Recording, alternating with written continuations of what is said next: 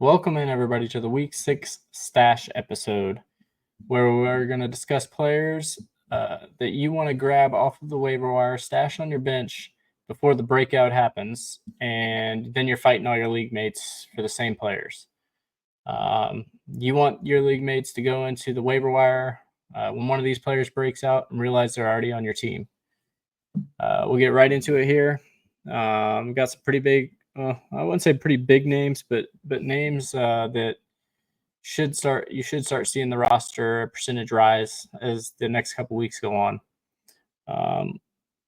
Right off the bat, I'm going to give you Jalen Polk. So, as a lot of you may notice in the past couple days, Drake May is taking over at quarterback for the New England Patriots. What that brings for that offense is kind of unknown at this point. But if Drake May is a decent quarterback, Jalen Polk has been stepping it up over the past couple weeks. He played 100% of the snaps here in Week 5. First time he's done that this season. 13 targets over the last 2 weeks. So solid go of it for Jalen Polk over the past couple weeks. And if Drake May and Polk gain a connection, Jalen Polk could be a league winner going over the second half of the season, which brings up the fact that he's a rookie. And what do we see rookies do every year at the second half of the season? We see him break out. And I have a few names, 4 names on this list are all rookies.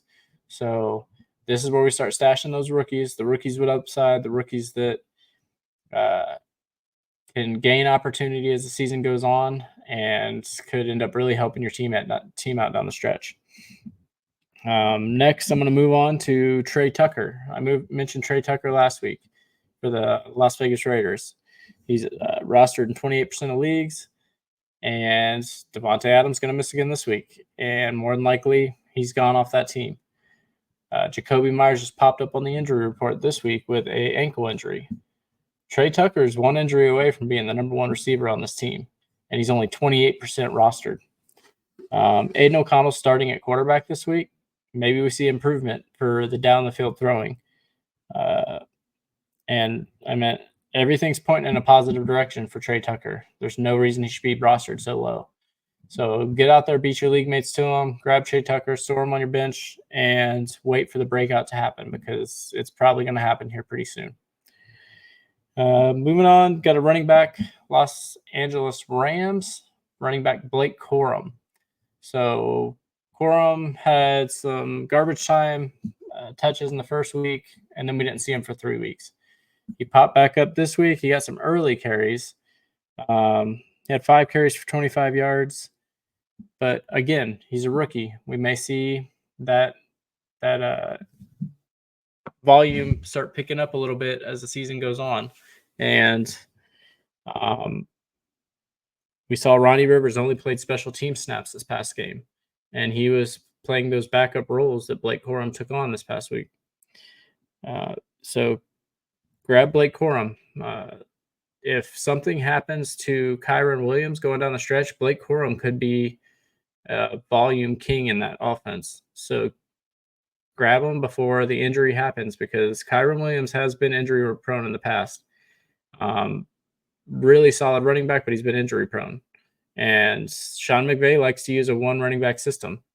So if Williams goes down, Corum could be getting 20 plus touches a game in that high-powered Rams offense. So grab them while you can. 24% rostered right now. Moving on, going to talk about a tight end, another rookie, Eric All for the Cincinnati Bengals. Eric All came out and out-snapped Mike Gesicki this past week, which is huge with how Gesicki started this season. The past 2 weeks, he's had 60% of the snaps, 52% of the snaps. Gesicki did out-target him this past game, but if he's out-snapping him right now, there's a good chance they like how he blocks. He could become the primary tight end on this team down the stretch. But Eric All, tight ends are starting to pick up the game a little bit. We're seeing Travis Kelce finally come out of the slump with Rashee Rice going down, and some of the other ones are starting to pick it up here and there. But Eric Gall could be a good stash for later this year if he gains more targets in that offense. And last but not least, he's on the IR currently, but Audric Estime for the Denver Broncos. We've seen the Denver Broncos give a bunch of different people opportunities in this offense. Was it Beatty got some go? He's on the IR now. Jaleel McLaughlin, Javonte Williams, like the list continues to go on. And who's to say Audric Estime doesn't get touches once he comes back? When the season started out, it was talked about that McLaughlin and Audric Estime were going to be the two guys that were guaranteed roster spots on this team, and Javonte Williams and Samaje Perine were the ones